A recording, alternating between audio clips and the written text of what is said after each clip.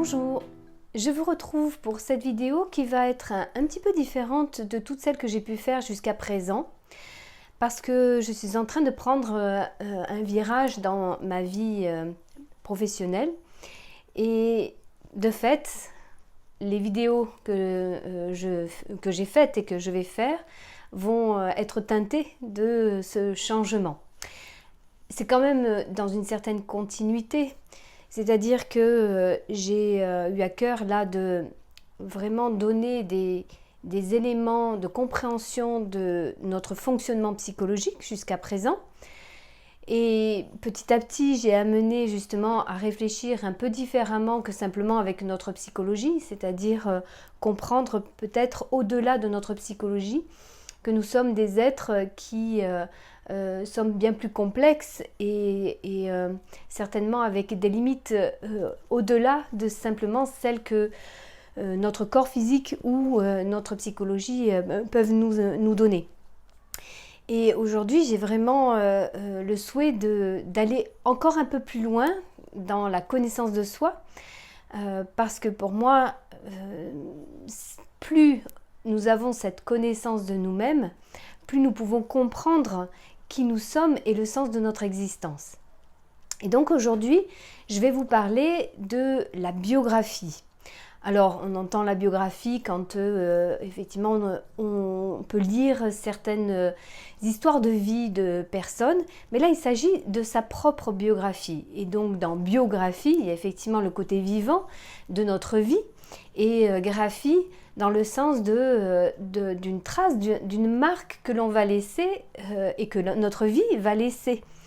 Et puis aussi comme une trame qui est inscrite dans notre vie. Et donc, la biographie, pour moi, peut être considérée comme un chemin de véritable connaissance de soi et d'appréhension de son destin. Parce que je vais revenir sur cette notion de destin qui va être vraiment très importante.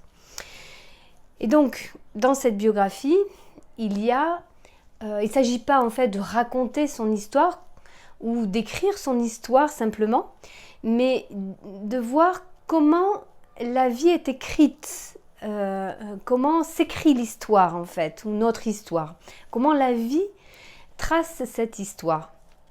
Et ça nous permet, on va le voir parce que la biographie a vraiment des lois, et c'est important de connaître ces lois, nous permet de comprendre finalement que ce tissage, cette trame, elle n'est pas au hasard, elle va véritablement nous permettre de comprendre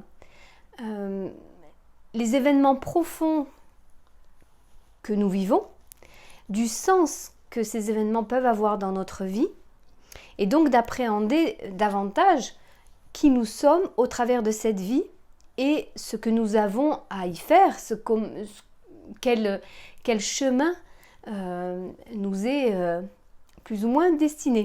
Alors, comment est-ce que l'on peut appréhender notre chemin de vie?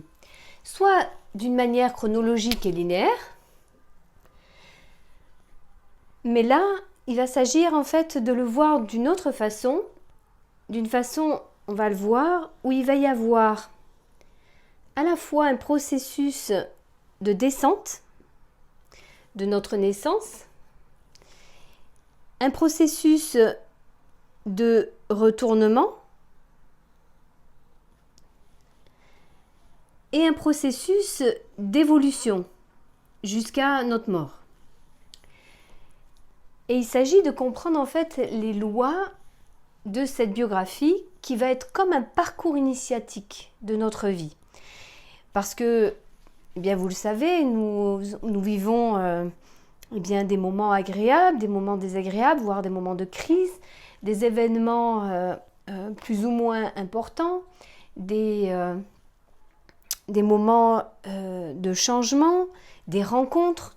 Et tout cela va donc jalonner notre vie, pas de manière fortuite, pas de manière hasardeuse en fait. Et on va comprendre ensemble que derrière ce tissage de la vie, il y a une vraie grande sagesse.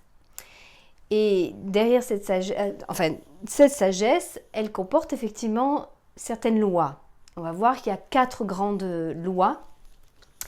Et déjà, en fait, on peut voir que une des premières lois, ça va être la loi de rythme. C'est-à-dire que notre vie va être jalonnée de rythme. Un des premiers rythmes que l'on va trouver est celui des septènes, c'est-à-dire des cycles de 7 ans. Et les 3 premiers cycles, donc de notre naissance jusqu'à 21 ans, eh bien, ce sont des cycles qui vont nous permettre de vraiment s'incarner complètement dans notre corps et même dans nos corps. Et je vais expliquer. De 0 à 7 ans, on va vraiment s'incarner dans notre corps physique. Voilà, on est de la matrice de notre mère et nous allons pouvoir développer à travers nos sens ce corps physique. Puis de 7 à 14 ans, nous allons sortir de nouveau de la matrice du corps éthérique de notre mère. Alors, qu'est-ce que le corps éthérique? C'est en fait notre corps de vie, notre corps vital. C'est celui que l'on partage d'ailleurs avec le monde végétal. Je reviens juste un petit peu avant. Notre corps physique, nous le partageons avec le corps minéral. D'ailleurs, sans le corps de vie, notre corps physique est comme un minéral et il peut d'ailleurs se décomposer. Ce qui lui donne vie à notre corps physique, c'est ce corps éthérique, alors que nous avons bien sûr ici, mais qui vient plutôt de l'extérieur, qui est plutôt le corps éthérique de notre mère, bien que nous ayons quand même notre corps éthérique. Mais là, il y a comme une naissance de notre propre corps éthérique à partir de 7 ans. Et donc, une fois que justement le corps vital nous a permis de développer nos sens et de notre croissance, et bien là, à partir de 7 ans, il va pouvoir nous amener la vitalité, surtout au niveau de notre pensée, et où du coup nous allons pouvoir justement apprendre, réfléchir, se concentrer pendant toute cette période. En tout cas, c'est un moment privilégié. Puis de 14 à 21, nous allons de nouveau sortir d'une matrice qui est celle du corps astral pour créer notre propre corps astral. Et notre corps astral, c'est un autre corps subtil qui, lui, concerne vraiment toutes nos émotions. Ça ne veut pas dire une fois de plus que nous n'avions pas d'émotions avant, mais là on voit bien, d'ailleurs ça correspond à la période de l'adolescence, les émotions à ce moment-là sont très très fortes, très puissantes, et nous commençons à voir aussi les premiers discernements par rapport à notre pensée. Et arrive 21 ans, ou aux alentours de 21 ans, où là arrive notre grand jeu, notre jeu. C'est-à-dire véritablement qui nous sommes. Jusque-là, eh bien, notre jeu était bien sûr présent, mais il était teinté, coloré de tout ce que nous avons appris de l'extérieur. Et là apparaît véritablement qui nous sommes profondément, notre être profond. Et ce jeu-là, il est porteur d'un destin. Alors, ça veut dire que il y a dans ce parcours-là une destinée vers laquelle nous pouvons aller, ou pas. C'est-à-dire que le jeu est porteur de cette destinée, mais ensuite il y a notre libre arbitre, notre libre choix, qui, en développant notre conscience qui va être liée à notre jeu, va nous permettre d'aller ou pas vers ce destin. Alors, à partir de 21 ans et jusqu'à 42 ans, donc 3 autres septaines, nous allons être dans ce développement du jeu à travers notre âme. Donc là, nous avons développé tous nos corps. Là, à travers notre âme, qui va être comme le réceptacle dans lequel notre jeu va vivre les expériences, eh bien nous allons développer, ou en tout cas avoir l'occasion de développer ce jeu en nous. Et il va donc y avoir 3 septaines. La première de 21 à 28 ans, où l'on va parler d'âme de sensibilité, c'est-à-dire comment nous allons découvrir le monde, faire des expériences, aller à la rencontre de l'autre. Parce que notre jeu ne peut se développer qu'en se frottant aux autres. C'est-à-dire qu'on sent bien que c'est difficile parfois la relation avec les autres, et c'est justement cette relation-là aux autres qui permet de développer notre jeu. Si je me retire parce que c'est trop difficile, c'est trop compliqué, ben je ne permets pas à mon jeu de se développer. Donc, 21-28, c'est vraiment, il nous est donné l'occasion de faire plein d'expériences.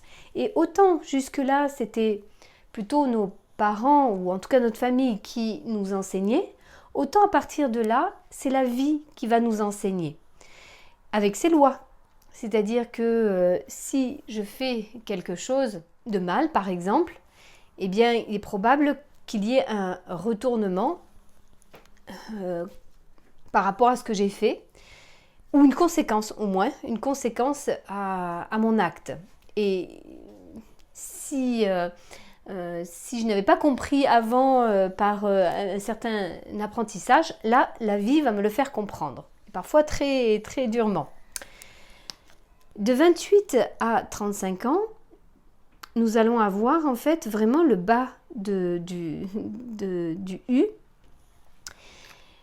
où l'on va avoir en fait l'âme de cœur et de raison. C'est-à-dire que on s'est bien amusé à cette période-là, on a bien goûté la vie, goûté le monde, appris à aimer le monde. Et à partir de là, il y a quelque chose qui va se poser, quelque chose qui, dans notre raison, va commencer un petit peu à maîtriser, même si on a commencé à le faire ici par rapport à l'adolescence, c'est-à-dire notre jeu qui commence un petit peu à maîtriser du fait des enseignements de la vie. Là, il va y avoir de plus en plus la possibilité de maîtriser en fait sa sphère des sentiments. Avec un pic vraiment entre 30 et 33 ans. Il y a vraiment un retournement qui se fait à ce moment-là. C'est-à-dire quelque chose dans notre vie qui va se passer, qui va un peu nous obliger justement à mieux s'appréhender, à mieux savoir qui l'on est, comme une sorte de petite crise existentielle. Il y a une phrase à ce moment-là qui résume assez bien cette période, c'est « meurs et deviens ». Meurt à finalement tout ce conditionnement et ce courant du passé, cette psychogénéalogie, ces causes-conséquences en lien avec le passé. Comment je vais pouvoir me libérer de ça? Parce qu'à ce moment-là, il va y avoir un autre courant qui va plutôt arriver de l'avenir. Et ce courant de l'avenir, c'est donc le courant de notre destin, qui va venir de la porte de la mort, en fait, jusqu'à nous, de façon à commencer à nous poser des questions justement sur qui nous sommes véritablement dans notre être profond et ce pourquoi nous sommes venus, le véritable sens de notre vie là. Donc généralement, il se passe certaines choses, certains événements dans cette période-là qui vont vraiment nous faire réfléchir sur ces grandes questions existentielles. Et puis, une troisième septaine de 35 à 42 au niveau de l'âme, qui est l'âme de conscience. C'est-à-dire que là, nous avons pris conscience d'un certain nombre de choses, c'est-à-dire comment est-ce que je peux concilier ce que j'ai envie de faire et ce que j'aime et les contraintes de la vie, et comment je peux concilier cela en moi, entre donc ma tête et mes sentiments. Et à partir de là, je vais prendre conscience de plus en plus de mon jeu, de plus en plus de qui je suis véritablement et de ce que je suis venue faire ici. Avec un pic généralement aux alentours de 37 ans, où là il y a des vraies questions existentielles qui se posent et généralement des événements qui vont avec. Et c'est là où en fait on va voir que finalement la vie est jalonnée d'événements, mais qui ne sont pas dus au hasard. Il y a vraiment cette loi derrière de récurrence en fait de certains événements dans notre vie qui vont correspondre à des thèmes particuliers pour chacun d'entre nous et qui vont donc se retrouver comme ça assez régulièrement tout au long de notre vie. Et donc ça c'est une deuxième loi, la récurrence. Il va y avoir une autre loi qui est celle de l'amplification, c'est-à-dire que plus je vais avancer dans ma vie, plus ce destin va se faire sentir en moi et moins je veux le voir, plus je passe à côté, moins j'ai cette conscience-là, plus en fait les événements vont être forts. Donc il y a une autre loi qui est celle de l'amplification, c'est-à-dire que moins je vois ce que j'ai à voir de mon jeu et de mon destin, plus la vie va me pousser et va me faire vivre un certain nombre d'événements pour que je me réveille et que je comprenne qui je suis et puis qu'il y a vraiment quelque chose que j'ai à faire dans cette vie. Ensuite, nous allons passer à 3 autres septaines jusqu'à 63 ans. Alors, ça ne veut pas dire qu'après, il n'y ait plus rien. Où là, on va être plutôt sous l'égide de l'esprit. C'est-à-dire, finalement, ce parcours initiatique de notre vie, si on regarde bien, c'est de descendre de plus en plus dans la matière, dans l'expérience de la vie, dans l'incarnation, pour ensuite, peu à peu, être dans le mouvement inverse qui est l'excarnation, c'est-à-dire de plus en plus me tourner vers l'esprit. Et donc finalement de spiritualiser de plus en plus la matière. Et donc moi-même me spiritualiser de plus en plus. De 42 à 49 ans, ça va être une septaine où notre jeu va devoir vraiment prendre sa place, s'affirmer et comme lutter pour sa liberté en fait. Parce que ce qui nous est donné ici, c'est justement par rapport à ce courant du passé héréditaire, eh bien c'est de pouvoir se libérer de ça. Et à partir de ce moment-là, on va pouvoir commencer à exercer notre liberté. Et notre liberté, rappelez-vous, c'est pas je fais ce que je veux comme je veux quand je veux. Notre liberté, c'est vraiment en fait comment au sein justement des contraintes de la vie et des lois de la vie, je peux rester libre intérieurement et être moi-même et faire ce que mon destin souhaite que je fasse dans cette vie. Et donc avoir de plus en plus cette conscience-là et cette compréhension-là, d'où l'âme de conscience entre 35 et 42 ans. Et si, une fois de plus, je prends conscience de ça, eh bien de 42 à 49, il va y avoir ce positionnement plus ferme en fait de notre jeu. Avec des moments, des passages parfois un peu délicats aux alentours de 46-47 ans, parce que nous allons faire face à notre double au niveau de la sphère des sentiments, c'est-à-dire vraiment se voir tel que nous sommes. Et si nous n'avons pas commencé vraiment à faire ce travail de compréhension de soi, eh bien, en fait, se voir comme un miroir qui vraiment reflèterait notre réalité, eh bien, où on prendrait un peu peur en fait, c'est-à-dire mais non, je ne peux pas être ça ici. Et en fait, si je n'ai pas fait ce travail en moi, ça va m'apparaître très fortement. Même si je fais ce travail, ça m'apparaîtra quand même. Mais on va dire que plus j'en ai conscience, et plus je vois, et plus je sais. Et donc, plus je peux transformer cela. Moins j'en ai conscience et plus la vie va me le montrer et où je vais effectivement me voir comme je ne me suis jamais vue. Puis de 49 à 56 ans, là, il y a vraiment, je vais proposer aux autres, eh bien, tout cet acquis et cette expérience qui m'a servi, je vais pouvoir en faire bénéficier les autres. Je vais pouvoir diffuser et donner ce que je pense avoir compris de la vie ou en tout cas de ce que, pas forcément dans la vie, mais dans ce que j'ai fait, dans le métier peut-être que j'ai fait, et commencer à transmettre aux autres, et il y a des jeunes, et bien justement cette expérience-là et ce début peut-être un peu de sagesse. À 56 ans, il y a un passage délicat, à nouveau, parce que on va passer à la dernière septaine qui nous demande de faire un peu le bilan de cette vie, qui nous permet de comprendre qu'ai-je fait de ma vie. Ai-je été une personne qui a été très égocentrée et qui n'a pensé qu'à soi, ou est-ce que j'ai été une personne qui a cherché à faire le bien et à développer des qualités d'âme positives autour de moi. Donc voilà, il y a comme un bilan. Et si, en effet, jusque-là, on ne s'est pas trop posé de questions, on a un petit peu foncé dans notre vie sans prendre conscience finalement que la vie a un véritable sens profond, eh bien, ce passage-là peut parfois être délicat.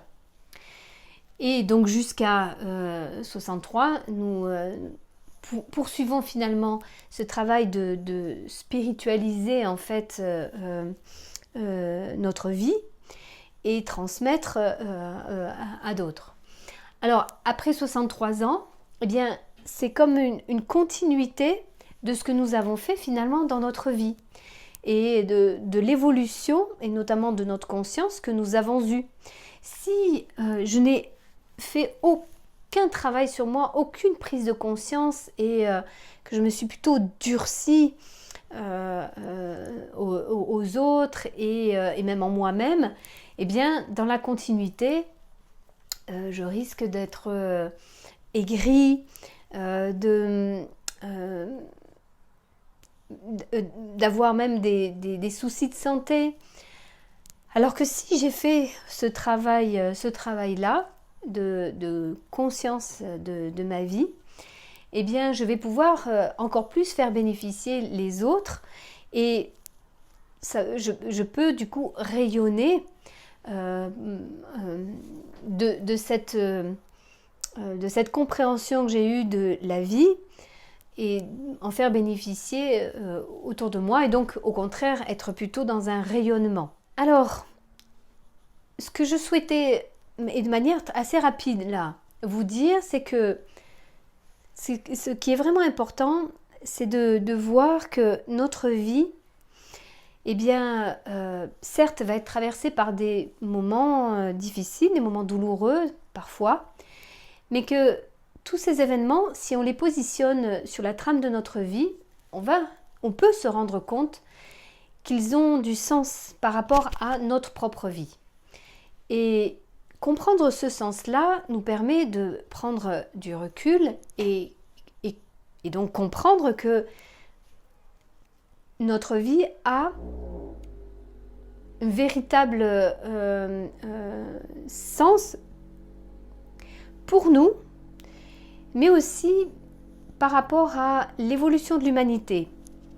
Parce que nous verrons peut-être dans une autre vidéo que nous pouvons faire le parallèle entre notre vie, notre biographie, et l'évolution que peut avoir l'humanité. Et ce que je souhaitais rajouter aussi, c'est que notre jeu, qui est donc porteur de ce destin, mais avec notre libre choix, plus à partir de là nous allons exercer notre liberté, plus nous devenons actifs dans notre vie pour aller vers justement ce destin, plus nous devenons créatifs de notre vie et plus nous allons pouvoir contribuer à un collectif.